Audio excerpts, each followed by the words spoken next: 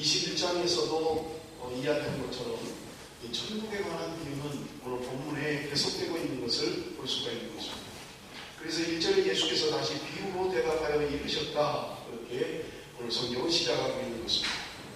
그런데 중요한 것은 지금 임금이 자신의 아들을 혼인시키는 그런 비유로 이야기하고 있는 것입니다. 잔치를 준비했습니다. 여러분 예식을 준비한 거예요. 그런데 여러분 임금의 아들의 결혼인이 얼마나 잘 준비했겠습니까?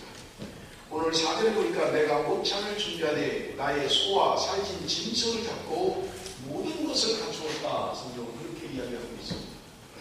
결혼 예식을 위한 모든 것을 갖추었다는 말이에요. 소를 잡았습니다. 살찐 짐승들을 잡았습니다. 표현을 그렇게 하고 있습니다만은 이러한 결혼 예식은 세계적인 결혼식이 될 것입니다. 모든 것이 완벽하게 준비되어 있어요. 소와 살찐 짐승을 준비했다라는 말은 모든 음식들을 다 준비했다는 말입니다. 그저 와서 초청에 응해서 그 잔치에 참여하기만 하면 되는 것입니다. 여러분 하나님께서 오늘 우리를 초청하고 계신 것입니다. 여러분 그것이 뭐예요? 우리 예배를 통해서 하나님이 초청하고 있는 것입니다. 하나님의 천국 잔치에 하나님이 우리를 초대하고 있는 거예요. 모든 것을 준비했습니다. 소와 살찐 짐승과 더불어 모든 것을 준비했습니다. 그러니까 여러분들이 오셔서 참여하시면 됩니다. 라고 말씀하고 있는 것을 우리는 볼 수 있는 것입니다. 여러분 알버트 아인슈타인이라고 하는 사람이 재미있는 말을 했습니다. 뭐라고 이야기했냐면요. 삶을 사는 방식은 두 가지밖에는 없다. 하나는 모든 일이 기적인 것처럼 사는 사람이고 다른 하나는 그 어떤 일도 기적이 아닌 것처럼 사는 것이다. 아인슈타인은 말이에요. 어떤 사람은 모든 것이 기적인 것처럼 산다고. 날마다 숨쉬고 일어나서 모든 되어지는 일들이 기적이다. 그렇게 이야기합니다. 그런데 어떤 사람들은 모든 것이 전혀 기적이 아닌 것처럼 그렇게 살아갑니다. 그렇게 이야기하고 있는 것입니다. 사랑하는 성도 여러분, 나는 어떤 삶의 태도를 가지고 살아가고 있습니다. 날마다 기적과 같은, 나의 삶이 기적과 같은 그런 삶을 누리며 살아가고 있느냐. 지난 금요철야 때 우리 이경수 전도사님 오셔서 철야 때도 말씀하셨잖아요. 하나님의 자비와 긍휼하심이 날마다 새롭다, 아침마다 새롭다라고 이야기하고 있는 거예요. 그냥 똑같은 하루가 아니라는 말이에요. 하나님의 은혜와 자비가 날마다 나를 새롭게 한다. 아침마다 나를 새롭게 하고 있다고 말씀하고 있는 것입니다. 사랑하는 성도님, 그 하나님의 은혜를 누리고 살고 있습니다. 그냥 일어나서 또 살고 또 자고 또 일어나서 또 살고 또 자고 먹고 자고 일어나고 먹고 자고 일어나고 그게 우리의 인생이 아니라는 말입니다. 날마다 새로운 삶, 하나님 우리에게 새로운 인생을 주신다고 말씀하고 있습니다. 아인슈타인의 말을 바꿔서 이렇게 이야기할 수 있을 것입니다. 삶을 사는 방식은 두 가지밖에는 없다. 하나는 모든 순간이 하나님께서 내게 주신 축복의 기회인 것처럼 사는 것이고 다른 하나는 모든 순간은 그냥 흘러가는 시간에 불과한 것처럼 사는 것이다. 여러분 어떤 삶을 살고 있습니까? 그저 지겨운 반복되는 삶. 일어나면 또 먹고 그리고 또 일하고 돌아와서 먹고 자고 또 일어나면 또 먹고 또 일하고 또 자고 일어나면 또 그게 우리의 인생이 아니라는 말이에요. 아침마다 새로운 하나님의 긍휼하심, 하나님의 자비하심이 날마다 새로워져야 된다고 말씀하고 있는 것입니다. 하나님께서 오늘 우리에게 이 잔치에 초대하고 있는 것입니다. 날마다 새로운 은혜를 경험할 수 있는 이 잔치에 하나님이 우리를 초청하고 있는 것입니다. 그런데 여러분 보세요. 오늘 본문에 보면 임금이 자신의 아들을 결혼시키는 이 귀한 자리에 초대했습니다마는 많은 사람들이 그 잔치에 응하지 않고 있는 것을 우리는 볼 수 있습니다. 5절 6절입니다. 우리 한번 다 같이 읽습니다. 5절 6절 말씀 다 같이 시작.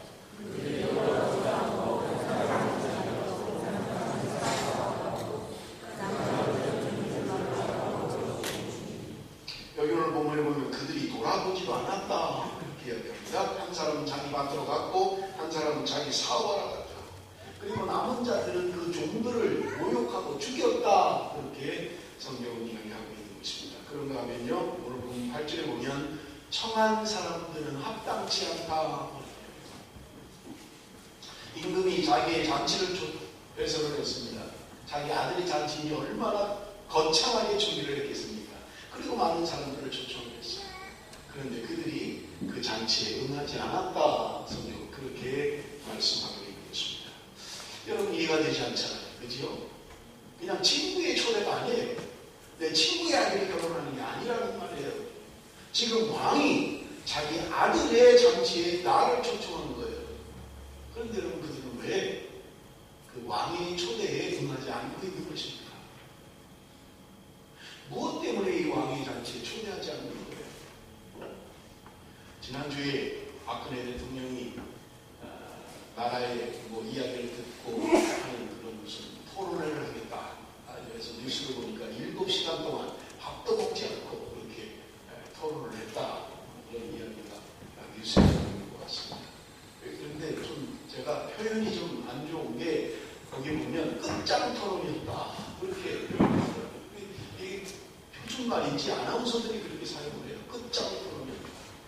제가 한국에 있을 때는 사용하지 않던 단어들인데 어떻게 토론을 끝장 토론이라고 이야기하는지 저는 잘 모르겠어요. 표준어인지 아나운서들이 사용하는 거 보니까 아마 대중화된 그런 표준말인지는 모르겠어요. 여러분 대통령이 나를 초대했다고 가정을 해보십시오. 대통령이 나와 함께 식사를 한번 같이 합시다. 이렇게 했다고 해보십시오. 응하지 않을 사람이 과연 누구입니까? 한 나라를 통치하고 다스리는 대통령이 나를 초대한다면 여러분 응하지 않는 사람이 누구겠냐는 거예요. 옷을 새로 입고 이발을 하고 머리를 하고 아주 그렇게 준비하고 그렇게 대통령 앞에 나가지 않겠냐는 거예요.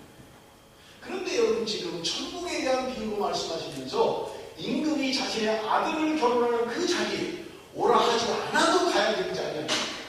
초청을 받지 않았어도 나는 가야 됩니다. 나는 들어가야 됩니다. 이 결혼식에 나는 참석해야 됩니다. 그렇게 해야 되지 않겠어요? 지금 한 나라를 다스리는 통치권자잖아요. 더군다나 지금의 대통령과는 다르잖아요.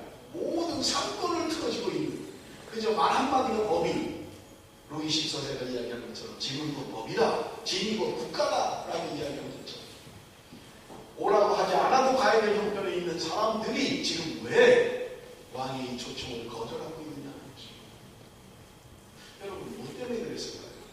저는 말씀을 준비하면서 아무리 곰곰이 생각해봐도 그들이 왕의 초청을 거절하는 이유가 잘 생각되지 않아요. 그런데 여러분 성경에는 그들이 왜 거절했는지를 보여주고 있는 것입니다. 그들은 자기 사업 때문에, 자기 밭의 일 때문에, 그리고 거들떠보지 않아요. 여러분 사람은 뭔가 중요한 의미가 있는 일, 거기에 투자를 합니다. 제가 작년인가 그 인터넷을 보니까 워렌 버핏이라고 하는 유명한 경제학자가 있잖아요. 보이죠? 컴퓨터 빌 게이트와 함께 둘이 전 재산을 내서 그 재단을 만든 워렌 버핏. 작년에 제가 인터넷을 잠깐 보니까 점심을 한 끼 1시간 동안 워렌 버핏과 점심을 먹는 것을 경매를 했습니다. 그런데 제가 기억하기로는 79억에 당첨이 됐어요. 79억. 그 사람하고 한 끼 1시간 동안 밥을 먹는데 79억을 투자해서 그하고 밥 먹는 거예요. 아깝고 자기가. 여러분 이게 가능한 일입니까? 사람들이 미쳤다고 하지 않겠냐고요. 그 사람하고 밥 한 끼 먹는 거 몇십억씩 들여서 그 사람하고 왜 밥을 먹으려고 합니까? 몇십억보다 그 사람과 함께 1시간 동안 밥을 먹으면서 듣는 유익이 그 가치가 내가 내는 돈 몇십억보다 더 가치가 있다고 생각하니까 더 편해요. 제가 그래서 일부 얘기 때 그랬어요. 내가 광고를 멜번 전에 내서 황규철 목사와 식사를 같이 할 사람을 모집합니다. 누가 나하고 밥을 먹겠어요? 밥을 먹는 방법은 있어요. 내가 돈을 낸다 그러면 올 거예요. 내가 점심을 맛있는 곳에서 대접을 할 테니까 오십시오. 그러면 올 거예요. 그런데 내가 돈을 내고 밥값도 내가 내고 그리고 나하고 밥 먹을 사람이 누가 있겠냐? 왜? 가치가 있다고 생각하지 않는 거예요. 워렌 버핏과는 1시간 밥을 먹고 몇십억을 내도 그만한 가치가 된다라고 생각합니다. 세계의 경제 동향을 알고 있는 그입니다. 그가 하는 말 한마디가 장차 앞으로 내가 비즈니스를 하는데 결정적인 역할을 한다고 생각하기에 사람들은 그만한 투자를 하는 거고요. 거기에 경쟁이 붙어서 몇십억씩 내고라도 그와 함께 밥 한 끼를 먹겠다고 하는 것입니다. 자, 그럼 보세요. 왜 왕의 초청을 거절하고 있습니까? 그들은 왕의 초청보다 내 인생에 더 가치 있는 것이 있다고 생각합니다. 내가 하는 사업이 왕의 초청보다 더 가치 있다고 생각하는 거예요. 내가 가서 밭에 가서 일해야 하는 것이 왕의 초청보다 훨씬 더 가치 있는 일이라고 생각합니다. 그러니까 그들은 돌아보지도 않고 그 일로 해버려요. 여러분, 혹시 우리가 그렇지는 않습니까? 왕이 초청하는 자리예요. 하나님의 우리를 초청하고 있는 자리입니다. 이 주일 예배는 하나님이 우리를 초청하시는 거예요. 잔치입니다. 그런데 나는 이 일보다 내 일이 더 급하다고 생각하고 있지는 않습니다. 나는 가서 논에 가서 밭에 가서 일하는 게 난 더 귀해. 그게 더 가치 있는 일이야. 나는 가서 사업하는 게 내 인생에 더 가치 있는 일이야. 나는 가서 레포트 쓰는 게 내가 훨씬 더 가치 있는 일이지 라고 생각한다면 여러분, 예배를 소중한 것이 아닙니다. 여러분이 본문을 통해서 천국은 마치 이와 같다라고 하면서 주님이 하시는 말씀입니다. 왕이 자신의 아들의 잔치에 모든 것을 준비했어요. 사례의 진리를 준비하고 모든 것을 갖췄습니다. 그리고 초청하는데 그들은 그것보다 더 소중한 게 있다라고 생각하는 사람들이 같은 것입니다. 미국 남부에 부호가 있었습니다. 이분이 다니엘 피어선이라는 분인데요. 이분이 의사 수업을 하고 의사예요. 그런데 아버지가 엄청나게 큰 농장을 가지고 있는 분인데 죽으면서 그것을 의사원으로 벌려줘요. 큰 농장을 가지고 있습니다. 자기 직업으로도 돈을 많이 버는 사람이. 그런데 목재산까지 했는데 그것도 자기 거예요. 그래서 미국 남부에서 최고의 갑부로 그렇게 부자가 되었던 것입니다. 이 사람이 결혼을 해야 돼요. 결혼을 안 하는 사람. 그런데 어떤 소개를 받아서 신부가 결혼을 하게 됐습니다. 그런데 이 신부가요, 결혼 조건을 제시했습니다. 이건 뭘 것 같습니까? 대부호, 미국의 남부에 사는 그 엄청난 부자에게 시집가는 일이에요. 그런데 뭘 조건으로 제시했겠어요? 사람들은 저는 주먹만한 다이아몬드를 해달라, 또는 무슨 화려한 뭐를 해달라, 그러는지 모르겠어요. 그런데 이 신부가 피어선이라고 하는 사람에게 결혼 조건을 제시한 건 뭐였냐면, 당신과 내가 열심히 일을 해서 돈을 많이 법시다. 그러나 당신과 나를 위해서는 최소의 비용만 사용하고 나머지는 공익사업을 위해서 사용하도록, 하나님의 영광을 위해서 사용하도록 당신이 약속을 해준다면 내가 결혼을 할 것입니다. 이런 신부를 얻어야 됩니다. 이런 신부를 얻어야 됩니다. 우리 열심히 일합시다. 돈 많이 법시다. 그리고 하나님의 나라를 위해서 선교합시다. 하나님의 나라를 위해서 의미 있는 돈을 사용합시다. 그리고 우리를 위해서는 그저 최소의 비용만 씁시다. 그렇게 결혼하는 그들은요, 평생 동안에 24개, 미국 24개 주에 47개의 대학에 경제적으로 원조를 해요. 후원을 해요. 우리 한국에도 피어선 신학교를 하는 게 있어요. 지금은 평택 무슨 대학교가 이름이 바뀌었습니다만 평생 하나님의 나라를 위해서 수고했던 것입니다. 그들이 죽었을 때 그의 집에 가보니까 신혼여행 때 샀던 침대, 그 낡은 침대를 죽을 때까지 샀어요. 여러분, 아까 말씀드렸습니다. 워렌 버핏이라고 하는 사람, 세계적인 부자입니다. 상상할 수 없는 돈을 가지고 있어요. 그런데 그가 처음 샀던 25평짜리 낡은 집에 지금도 살고 있다는 뉴스를 보았습니다. 여러분, 왜 돈을 법니까? 왜 그렇게 열심히 사시는 것입니까? 열심히 살아서 돈을 벌면 무엇을 하시려고 합니까? 우리의 소망과 우리의 꿈은 지금보다 좀 나은 집이에요. 지금 월세 살고 있는데 그래도 내 집이라도 좀 하나 샀으면 좋겠다. 내가 타고 다니는 고물 중고차 좀 바꿔서 좀 그럴듯한 차를 좀 타면 좋겠다. 우리 아이를 좀 좋은 학교에 좀 보내면 좋겠다. 그것이 우리의 소망이고 우리의 바람이고 그거 아니겠습니까? 그런데 그들은 세계적인 부자가 되었음에도 불구하고 오직 주의 나라를 위하여, 자기를 위하여 투자한 것이 아니라 하나님의 나라를 위하여 투자했다. 여러분, 분명한 꿈과 비전을 가지고 살아야만 하는 것입니다. 하나님 오늘도 그런 사람을 찾고 계신 것입니다. 1959년 9월 27일 주일 아침에 미국의 대통령 아이젠하워 대통령이 소련의 대통령 프르시초프를 초청을 했어요. 여러분 당시 1959년 그 당시는 미국과 소련이 세계를 주도하고 있는 나라입니다. 세계 최고의 정상들이 만나는 날. 그런데 그 러시아에서 오랜 시간 동안 비행기를 타고 도착한 것이 주일 아침이었던 것입니다. 여러분 지금도 그렇습니다만 한 나라의 국가 원수가 오는데 얼마나 경호가 삼엄하고 얼마나 준비가 철저하겠어요. 그런데 그날 아침에 아이젠하워 대통령은 프리쇼프에게 전화를 했어요. 오늘은 주일입니다. 그리고 저는 교회를 가야 됩니다. 같이 가시지 않겠습니까? 아니 프리쇼프가 지금 비행기를 몇 시간을 타고 지금 힘들게 지금 도착을 했어요. 그런데 아침에 전화 온 게 교회 같이 가자고. 여러분 같이 가겠습니까? 그렇죠?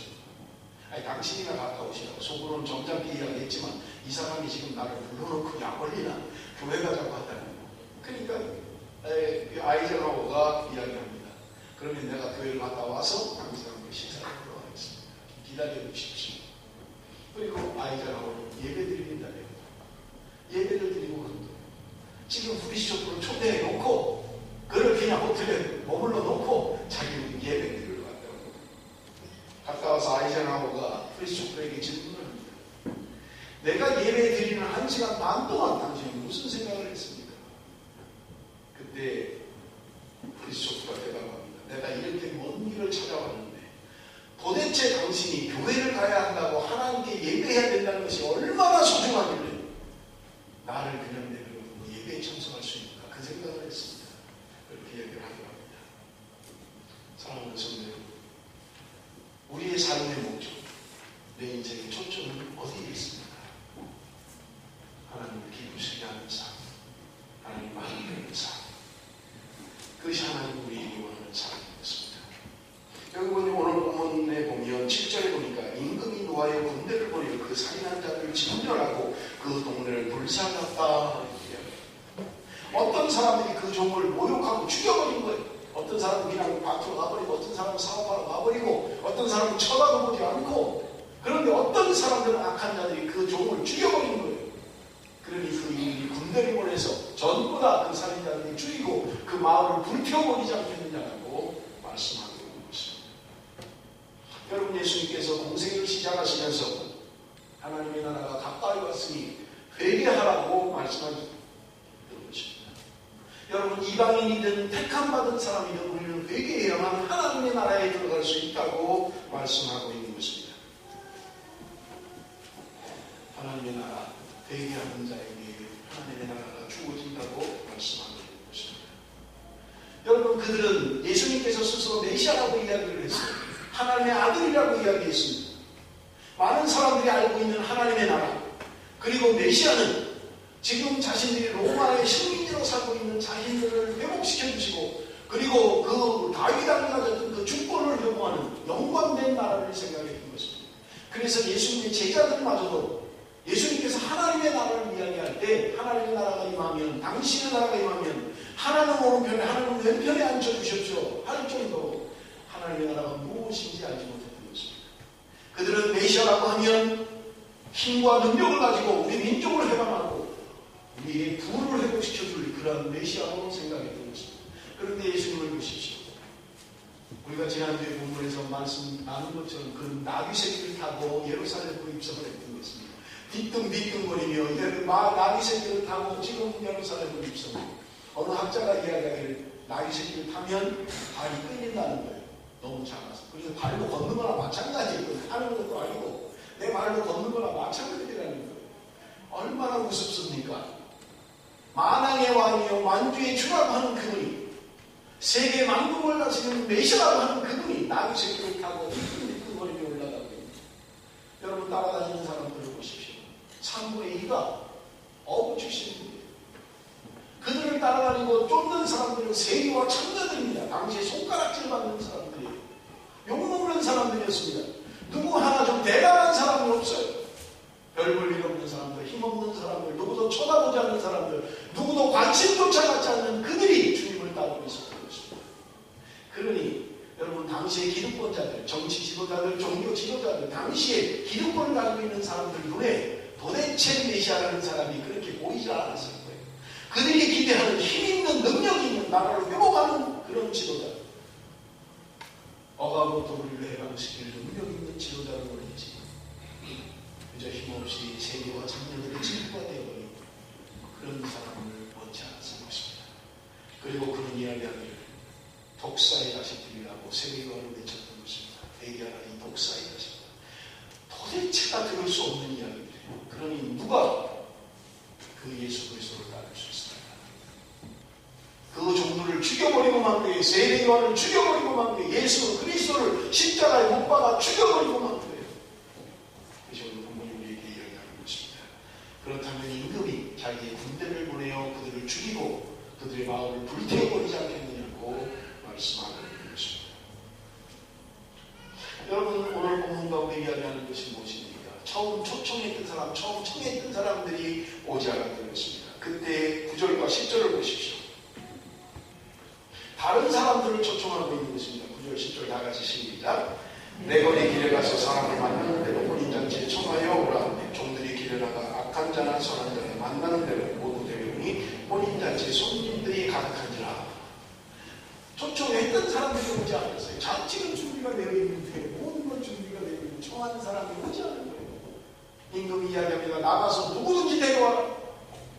오늘 부분에 이야기합니다. 악한 자나 착한 사람이 전부 다 그저 다 그 자리에 오는 거예요.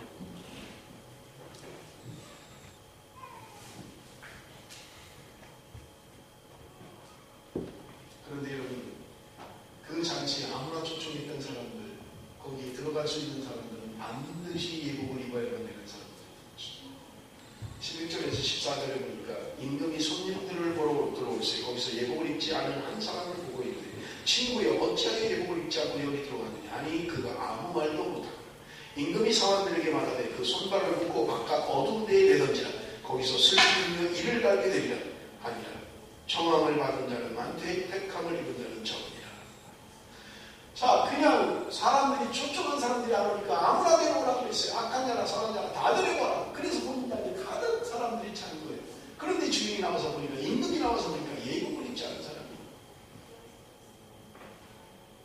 그 임금이 묻습니다. 너는 왜 예복을 입지 않았느냐? 오늘 성경 본문이 이야기합니다. 말이 없습니다. 여러분, 왜 이 사람은 예복을 입지 않았을까요? 여러분, 당시에 그 근동지방에 자료들을 보면 임금이 사람들을 초청할 때 예복을 나눠줬다는 거예요. 임금을 만나러 들어갈 때는 그 옷을 반드시 입어야만 하는 그런 자기네들 나름대로 전통과 규칙이 있어요. 아마 본문을 예수님께서 말씀하시면서 그걸 근거로 이야기하셨던 거예요. 왕을 아련하고 왕을 만나러 갈 때 왕이 제공하는 예복을 반드시 입어야만 된다는 거예요. 그런데 한 사람이 그래서 입지 않고 그냥 들어갔더니 왜 그랬을까요? 오늘 본문이 천국에 대한 비유를 여는 키인 것입니다. 왜 그는 그것을 입지 않았을까요? 왕을 만나러 간다면 반드시 입어야 되는 옷을 입지 않은 이유가 도대체 무엇입니까? 여러분, 성경은 그것에 대해서 아무 말이 없습니다. 더 이상의 설명이 없어요. 왜 그러냐면 본인조차도 대답을 하지 않았습니다. 그러나 적어도 임금이 왜 입지 않았느냐라고 질문할 때 대답을 하지 못했던 것은 대답할 만한 그런 중요한 것이 아니기 때문에 그렇습니다. 우리는 다만 추측할 수밖에 없습니다. 어쩌면 그 사람이 새 옷을 새로 맞춰 입었는지도 몰라요. 임금이 주는 그 예복보다는 내가 오늘 새로 맞춰 입은 이 양복이 훨씬 더 낫지, 그걸 말라 입고 다닐 거야. 내 이것이 훨씬 낫다라고 생각했는지도 몰라요. 임금을 만나기 위해서는 반드시 예복을 입어야 된다는 그런 규칙과 원칙을 무시했는지도 모릅니다. 경홀히 여긴 거예요. 우습게 생각했던 거죠. 아니면 지위가 많은 사람인지도 모르겠어요. 나 같은 사람은 이런 거 아니거든. 나는 왕과 임금과 얼마든지 대면할 수 있는 사람이라 했는지 모르겠어요. 이걸 정확하게 알 수 없어요. 여러분, 우리는 성경을 통해서 예복이 도대체 무엇인가, 그리고 왜 이렇게 예복이 중요한가라고 하는 것을 우리가 함께 살펴보아요. 결국은 임금은 예복을 입지 않은 사람을 묶어서 저 밖에 던져버리라고 이야기합니다. 이를 갈며 슬피하며 그렇게 살 것이라고 이야기하고 있는 것입니다. 임금이 생각할 때 굉장히 중요하다고 생각하는데 예복이라고 하는 것이 굉장히 중요하기 때문에 그렇습니다. 여러분, 신구약 성경을 통해서 옷을 입는다, 예복을 입는다라고 하는 표현들을 여기 29장 14절에는 이야기합니다. 내가 의를 옷으로 삼아 입었으며 나의 정의는 겉옷과 모자 같았느니라. 시편 132편 9절입니다. 주의 제사장들은 의를 옷 입고 주의 성도들은 즐거이 외칠지어다. 이사야 11장 5절에 공의로 그의 허리띠를 삼으며 성실로 그의 몸에 띠를 삼으라. 이사야 61장 10절입니다. 내가 여호와로 말미암아 크게 기뻐하며 내 영혼이 나의 하나님으로 말미암아 즐거워하니 이는 그가 구원의 옷을 내게 입히시며 공의의 겉옷을 내게 더하시니 신랑이 사모를 쓰며 신부가 자기 보석으로 단장하게 하게 하셨느니라. 로마서 13장 14절입니다. 다 같이 읽겠습니다. 시작.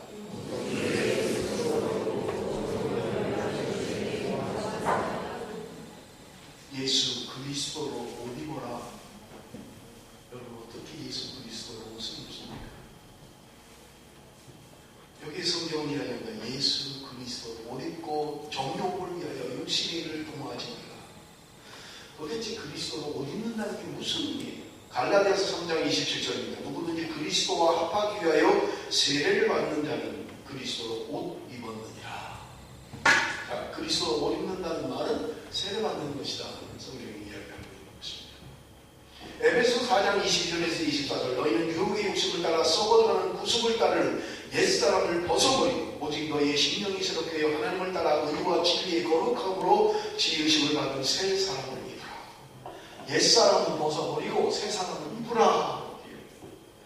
여러분, 옛사람, 새 사람 도대체 그건 무엇입니까? 골로새서 3장 8절에서 14절에 정확하게 이야기하고 있습니다.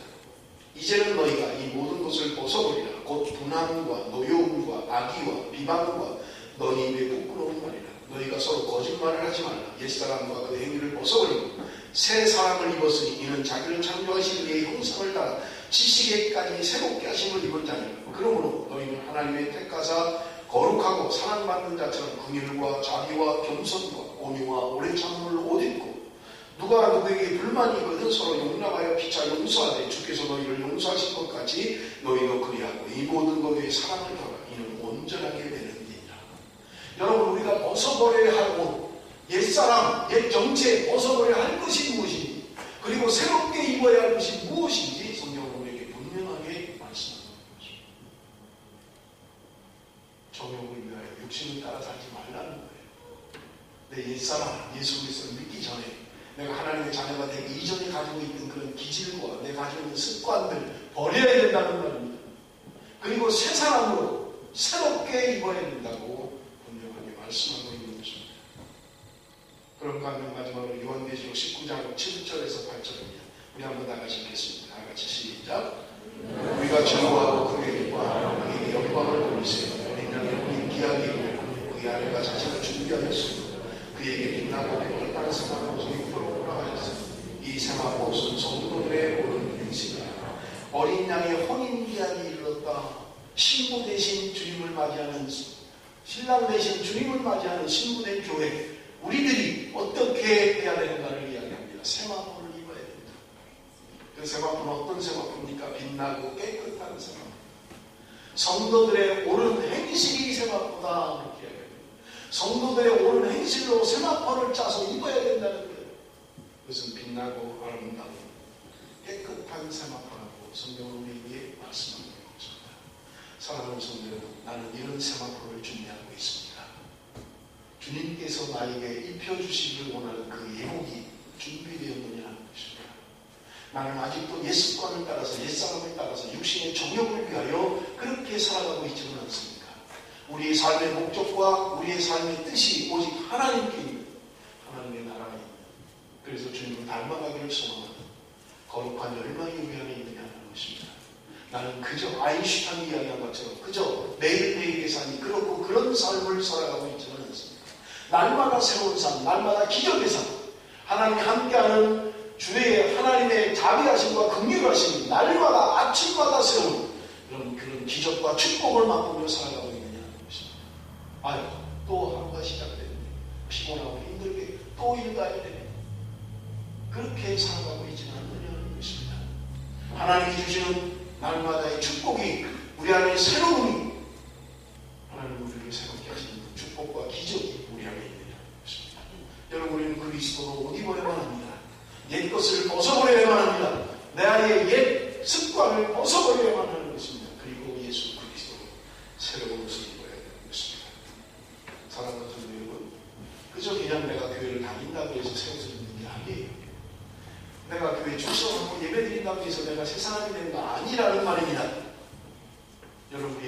가운데 주님을 닮아가는 삶을 살아야 돼요. 날마다 순간마다 주님과 동행하는 삶을 살아야 된다는 겁니다.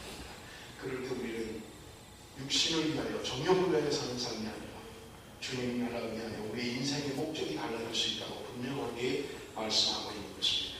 사랑하는 성도 여러분, 오늘 나는 주님이 주신 그 예복을 준비하고 있습니다. 나는 그 예복을 입고 있는 것입니다. 예복을 입지 않으면 그의 나라에 들어갈 수가 없다고 분명하게 말씀하고 있는 것입니다. 1965년 미스 아메리카에 선발된 벤다이크라고 하는 처녀가 있었습니다. 미스 아메리카에 선발된 거예요.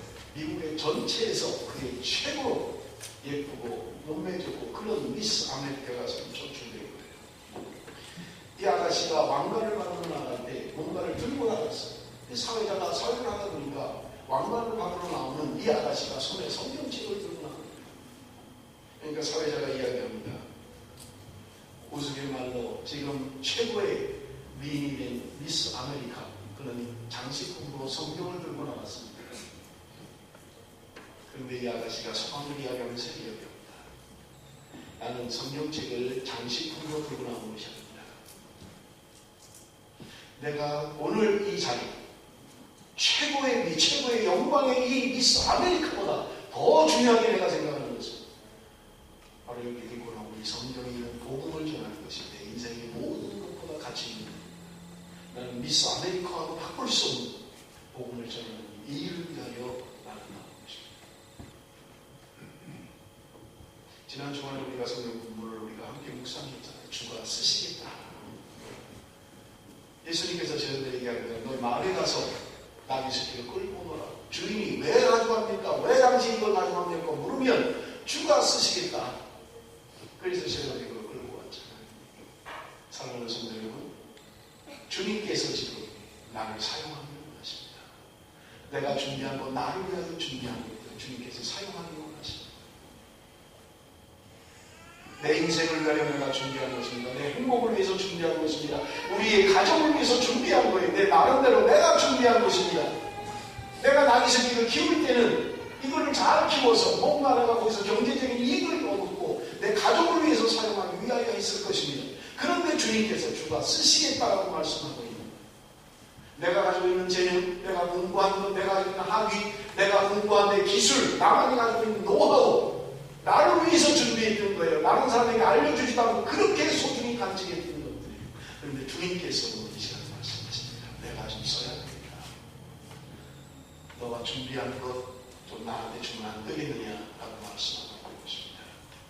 주님께서 이 시간에 우리의 헌신을 요구합니다. 우리의 시간을 요청합니다.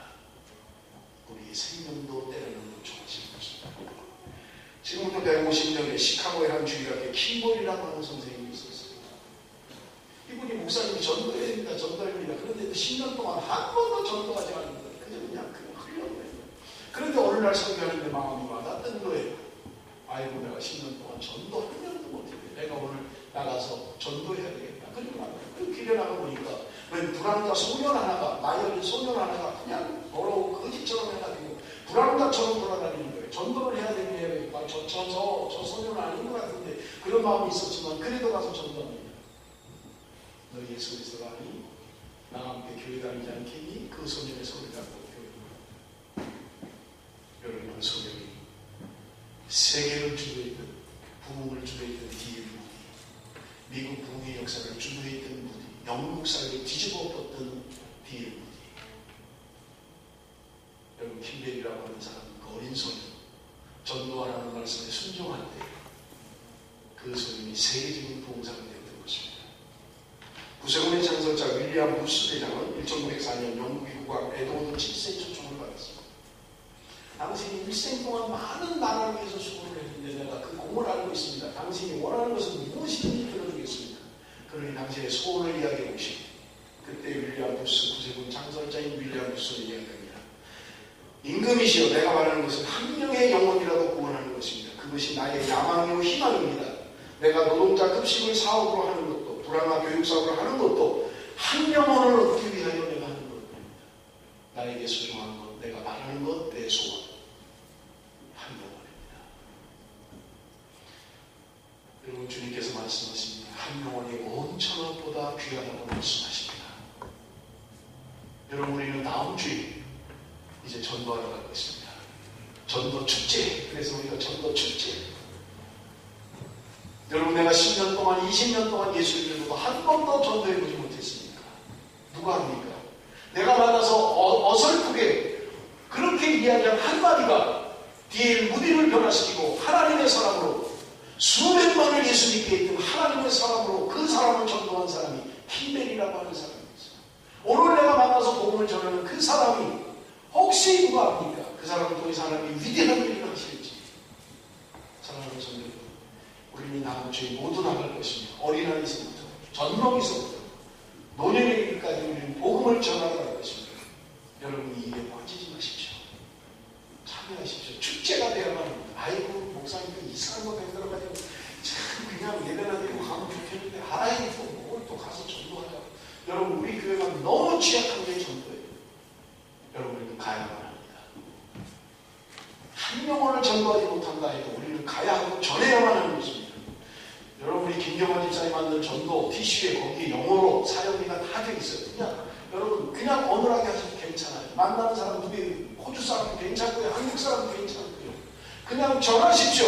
하나님은 당신을 사랑합니다. 하나님은 당신을 사랑합니다. 한마디라도 전하십시오. 그 말을 듣고 돌아오는지 누가 합니까? 하나님께서 은혜를 베푸셔서 이 땅에 죽어가는 영혼들이 한 번도 복음을 들어보지 못한 영혼이 오늘도 내 한마디 말을 듣고 주님께 돌아올지 누가 알 수 있습니까? 여러분, 우리는 가야만 합니다. 때를 얻든지 못 얻든지 전해야만 합니다. 주님의 뜻입니다. 여러분, 우리는 다음 주에 함께하기를 바랍니다. 어린아이 문제를 끌고 어린아이 손을 잡고 가서 복음을 전하는 우리를 함께 동참해가는 것입니다. 말씀을 맺겠습니다. 온 천하보다 한 영혼이 온 천하보다 귀하다고 말씀드렸습니다. 온 천하보다 귀한 한 생명 나에게 맡겨주셨습니다. 우리는 가야만 합니다. 청함받은 사람은 많은데 택함받은 사람은 적다. 많은 사람이 오지만 하나님의 택함받은 사람은 적다고 이야기하고 있는 것입니다. 여러분, 내가 예배를 드리러 오고 주일날 예배를 꼬박꼬박 온다 하더라도 여러분, 단지 내가 청함받은 사람이라면 여러분, 주님의 나라에 들어갈 수 없다는 것을 기억하십시오. 나는 택함받아야만 합니다. 청함받는 게 문제가 아니라 택함을 받아야 합니다. 하나님의 사람으로 하나님의 자녀로 우리는 살아야만 하는 것입니다. 기도하겠습니다.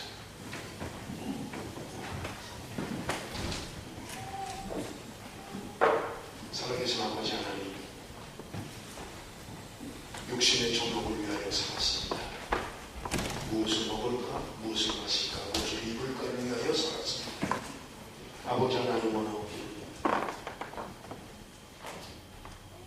이제는 하나님의 뜻을 위하여 살게 하시고 하나님 기뻐하시는 일을 할 수 있도록 은혜를 베풀어 주옵소서.